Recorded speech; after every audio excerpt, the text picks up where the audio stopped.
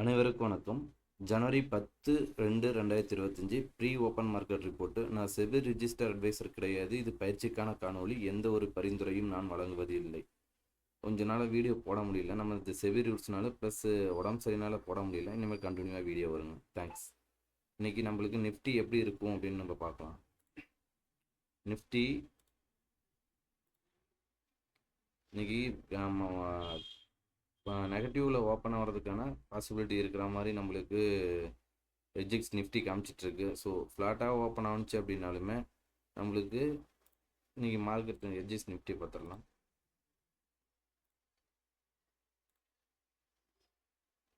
எஜ்எக்ஸ் Nifty வந்து 23 ஃப்ளாட்டாக தான் காமிச்சிட்ருக்காங்க. இப்போ ஃப்ளாட்டாக காமிச்சிட்டாங்க அப்படின்னா இன்றைக்கி ஓப்பன் ரொம்ப இம்பார்ட்டன்ட்.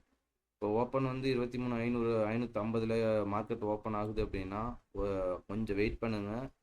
ஒரு ஓப்பனுக்கு மேலேயா ஓப்பனுக்கு கீழேயான்னு பாருங்கள். ஓப்பனுக்கு கீழே இருந்ததுன்னா ஒன் டே ரேஞ்ச் வந்து நம்மளுக்கு 200 பாயிண்ட் நம்மளுக்கு கொடுக்கணும். அந்த ஓப்பனுக்கு கீழே இருந்து ஓப்பனும் ஹையும் ஒன்றா இருந்தது அப்படின்னா கீழே வந்து 200 பாயிண்ட் கொடுப்பாங்க. இல்லை ஓப்பனும் லோவும் ஒன்றா இருந்தது அப்படின்னா மார்க்கெட்டு மேலே போகிறதுக்கான பாசிபிலிட்டி இருக்கும். இதை செக் பண்ணி பாருங்கள். ஓப்பன் வந்து ரொம்ப இம்பார்ட்டன்ட். ஓப்பனுக்கு மேலேயா இல்லை ஓப்பனுக்கு கீழேயான்னு பாருங்கள்.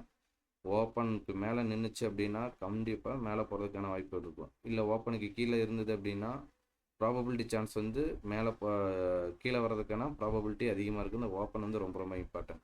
இப்போ ஓப்பனுக்கு மேலே நிற்கிது அப்படின்னா இந்த ஸ்ட்ரைக் 23,450 கால் இந்த 275க்கு மேலே நின்னால் மட்டும்தான் மார்க்கெட்டை மேலே கொண்டுட்டு போகிறதுக்கான ப்ராபபிலிட்டி சான்ஸ் அதிகமாக இருக்கும். இந்த 275 இவங்க 275க்கு மேலே சஸ்டெயின் ஆகலை அப்படின்னா மார்க்கெட்டு ஒரு சைடுவே இல்லாட்டினா டவுன் ட்ரெண்டுக்கான பாசிபிலிட்டி அதிகமாக இருக்கும். இந்த இடத்துல வந்துட்டு உங்கள் ஸ்ட்ராட்டஜியை அப்ளை பண்ணி பாருங்கள்.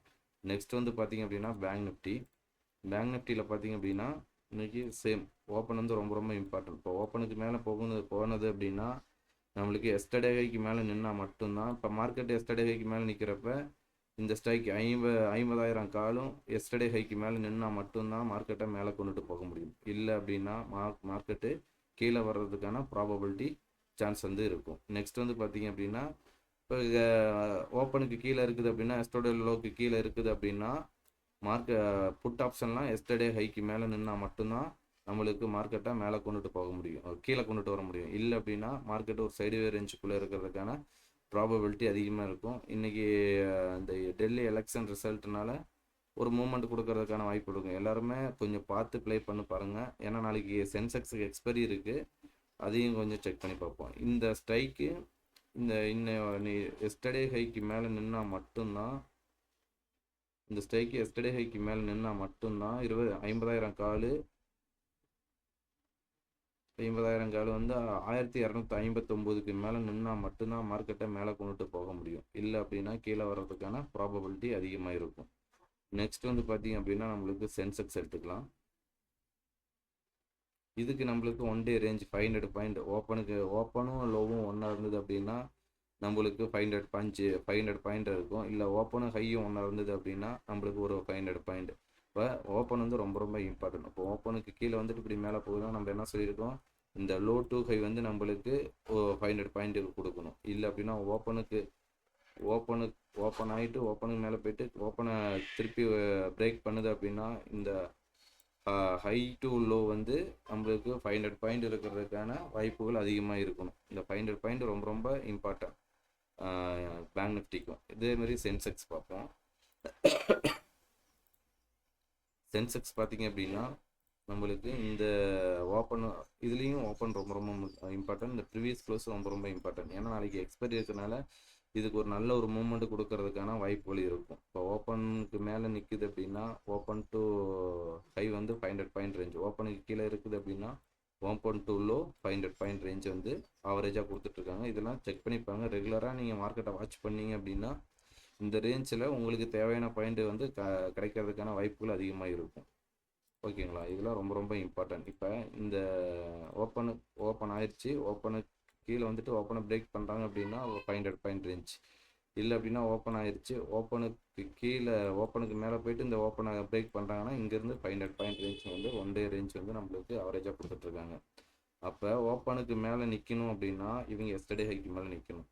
அப்போ இவங்க மார்க்கெட் எஸ்டர்டே ஹைக்கு மேலே நிற்கிது அப்படின்னா இந்த 77,600 கால் எவ்வளோ நிற்கணும் அப்படின்னா இந்த 1000 ரூபாய்க்கு மேலே நின்னா மட்டும்தான் என் மார்க்கெட்டை மேலே கொண்டுட்டு போகிறதுக்கான ப்ராபபிலிட்டி சான்ஸ் வந்து அதிகமாக இருக்கும்.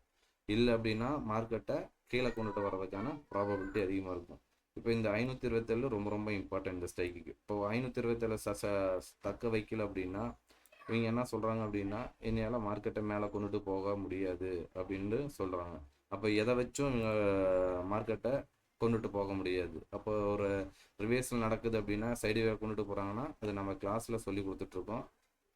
இதில் வந்து ரொம்ப ரொம்ப இம்பார்ட்டன்ட் வந்து ஓடிஎம் வந்து நம்மளுக்கு சப்போர்ட் பண்ணால் மட்டும்தான் மார்க்கெட்டை மேலேயோ கீழேயோ கொண்டுட்டு போக முடியும். ஓடிஎம் சப்போர்ட் பண்ணலை அப்படின்னா ஒரு ரேஞ்ச் போண்டா மார்க்கெட் இருக்கிறதுக்கான வாய்ப்புகள் அதிகமாக இருக்கும். இந்த ரேஞ்ச்லாம் ரொம்ப ரொம்ப இம்பார்ட்டன்ட். ஒன் டே ரேஞ்ச் ரொம்ப ரொம்ப இம்பார்ட்டன்ட்.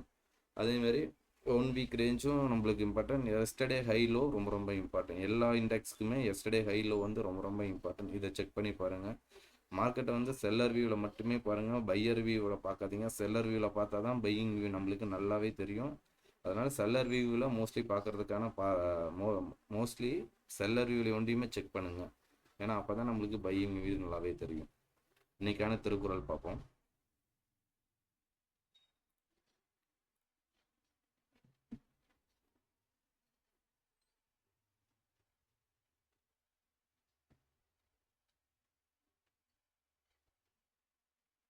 நன்றி, வணக்கம்.